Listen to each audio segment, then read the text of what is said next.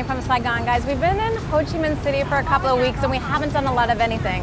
Now when I say we haven't done a lot, it means that we haven't done a lot of touristy things, and that's because I was here 15 years ago, kind of saw all the sites. We did go see Cu Chi tunnels though, but there hadn't been a lot of new activities that they've added in the city, but that's okay with us because what we love to do is kind of sit outside with a cold coffee, eat food on the street, just walk around, look at the architecture, and so it's been fantastic.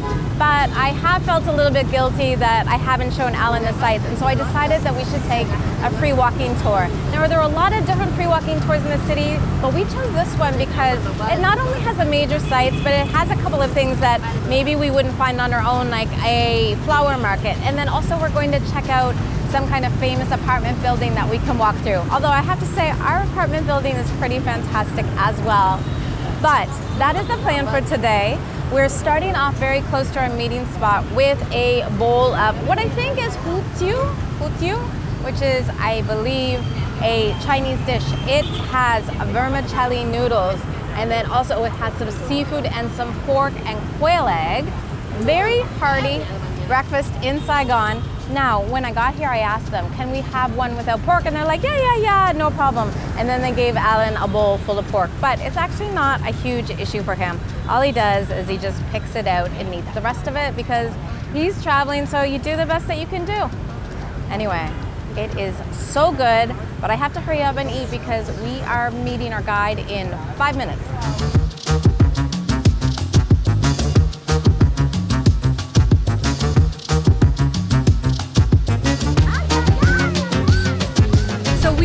Lucky to get on Anna's tour. It's very popular, and I think because she goes to some places other people don't go, she had one spot left, but there are two of us, and so I just sent her a message and I said, hey, can we move to this new one? She said no problem.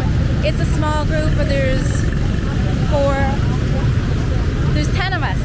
Actually, we probably made it a big group, but really looking forward to it. She does warn you, her tour is 10,000 steps.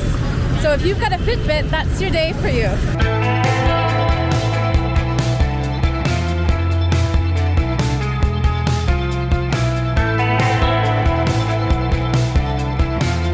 First up, we're at a monument to celebrate a Buddhist monk who set himself on fire just behind me in that intersection to protest the government. Now, the government was outlawing Buddhism, which was becoming more and more popular with local people who felt that it was making them feel more calm. But this president was Catholic and so was giving preference to Catholics and did not want any other religions.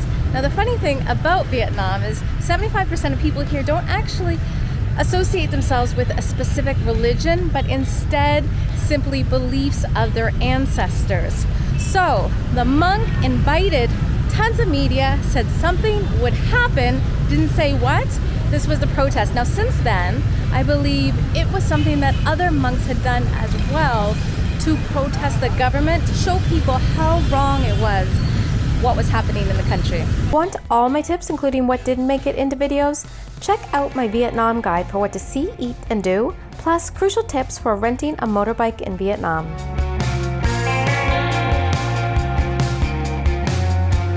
That was a great first stop. Nana is fantastic at explaining history and actually explained something I didn't quite understand, and that's why was there a North and South Vietnam?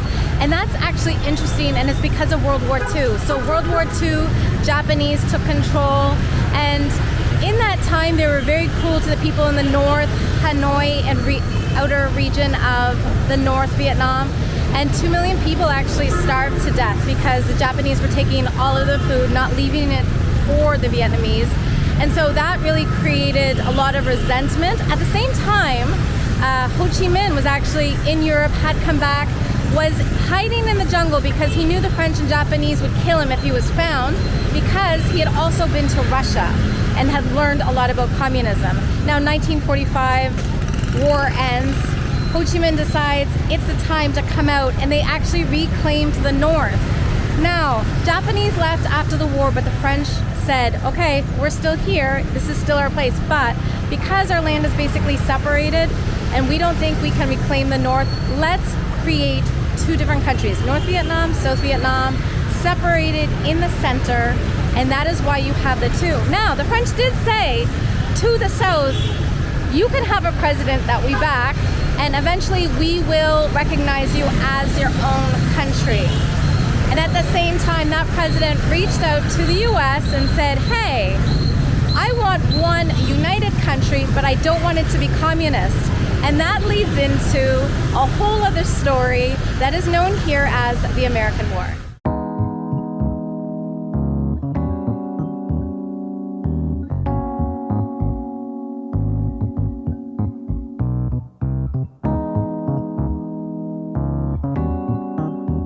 Now, certainly there are a lot of museums here, but this is a local one just off that flower market. And what it is it is the former house where they hid guns, ammunition, people when they attacked the Independence Palace in 1968. So during that time, it was Tet, everyone had left.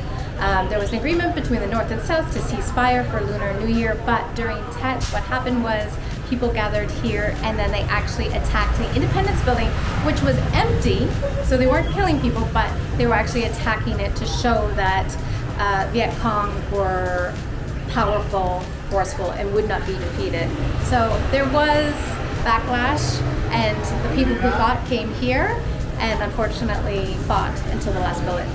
So this was a former home. This was actually the living room. Right there where the bunker is they had a table over it. The family lived down here. It was the living room, the happy room, also known as the toilet.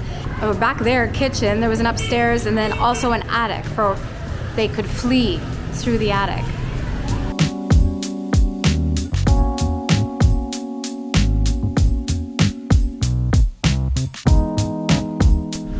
So we are actually into our third hour. We've been walking for 2 hours here. Hasn't felt like it at all. And then Alan and I were just talking about how we feel like we walked so much of Saigon, but I believe we are in District 3 now, and we have not walked through here. So that's one of the nice things about taking a tour like this is you just go places that you wouldn't know and you walk around. I don't actually know where we're headed to next, but District 3 is actually quite nice. I thought about getting a place here to stay, although I love our neighborhood so much. I feel like we made the right decision, but District 3 is also really quite nice.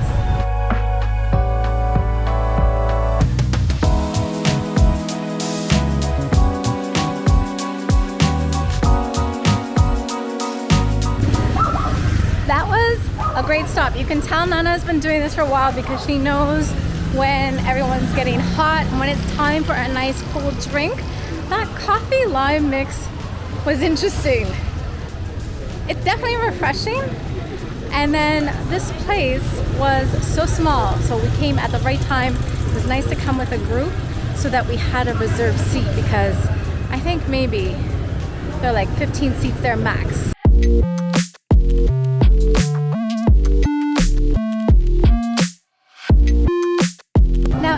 Videos, I've talked about how hot it is here right now. This is probably the lowest low season is, and that's because when you wake up, it's like 32 Celsius. It's hot, it's humid, we're in the south. And in Latin America, when it gets really hot, people put on less clothing. But here in Asia, they put on more. And actually, in India, I learned when you cover up, you put a hat on, you would think you would be hotter because you're keeping that heat in, but actually covering up makes it so much cooler because your skin is not baking. And we're gonna go into this building that overlooks the street. So not only is this a popular food street, but actually Nana was explaining that all of these buildings, it's a series of 4 floors, 125 in each one, and they're almost like what we would know in Canada as barracks. So the people that lived here were American GIs as well as soldiers from the South. They were built in 1968 and 1975 when Vietnam became a free independent country. It was no longer owned by the government. It was no longer free housing for GIs and for soldiers. And what happened was they gave all of these apartments back to the people. So here you will see lots of people living here from all over.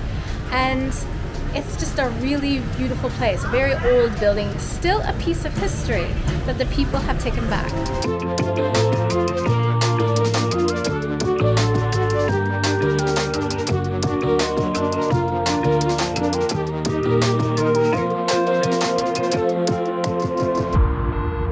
So this market, people here start working at 4 a.m. until 10 p.m. at night. 4 to 6 a.m. you're gonna find people who own flower shops. They buy it here. A little bit later in the day, you might find people who are getting flowers for weddings, special events, but you can also come here too. It is beautiful, worth walking around. And just around the corner at night, 5 to 10 p.m. is the food street, which is famous in the city. So Nana marked it down on my Google Maps, and we're definitely coming back to check that out too.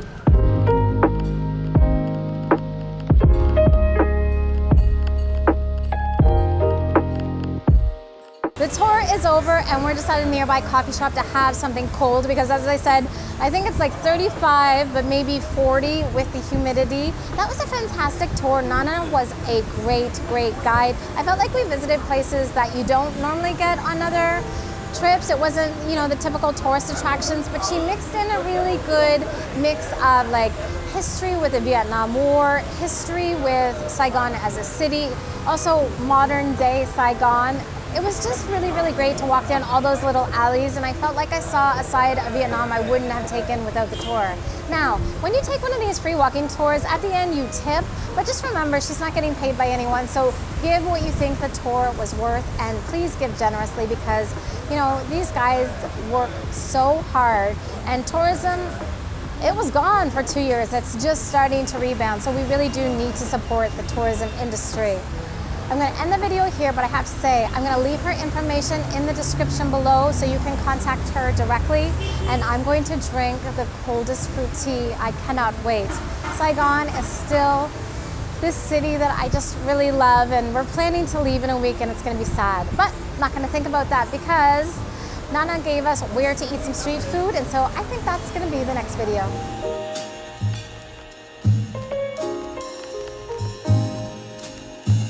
Join my Patreon community for more behind the scenes and exclusive content you won't find elsewhere. You can also find me on Instagram, and be sure to like this video and subscribe to my channel. All of these things make my day. Thank you so much for your support.